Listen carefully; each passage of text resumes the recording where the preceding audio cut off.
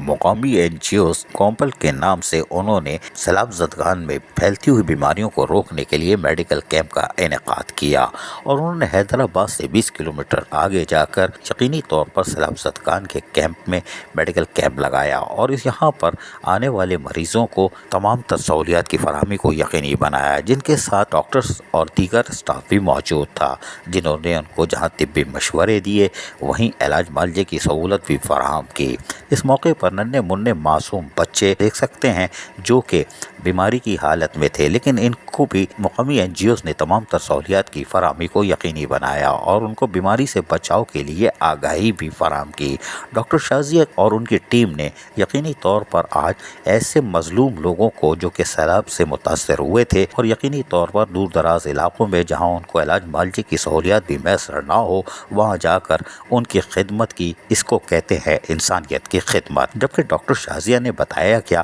ہم آپ کو وہ سنواتے ہیں، سنیے ذرا غور سے۔ اس سے پہلے بھی ہم ایک کیمپ جولائی میں لگا چکے ہیں، لیکن آج کا جو کیمپ ہے وہ خاص طور پہ فلڈ اور بارشوں کے حوالے سے تھا، اور ہم نے اسی حوالے سے کچھ دوائیں اور کچھ ان کی تکالیف کو دور کرنے کے لیے کچھ ڈرائی راشن اور کچھ کھانے کا انتظام کیا تھا۔ اس کے علاوہ ہم نے ایک آگہی کا جو پروگرام ہم نے پچھلی دفعہ شروع کیا تھا، اس کو ہم نے اس دفعہ بھی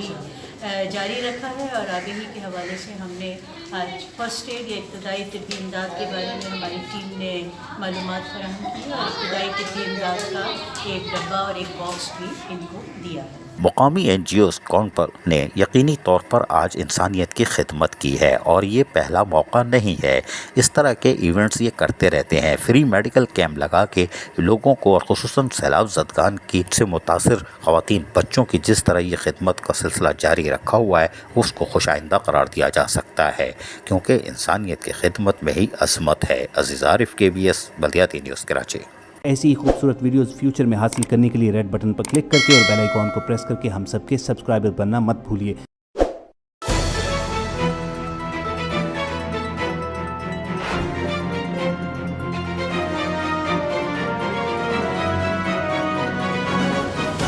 KBS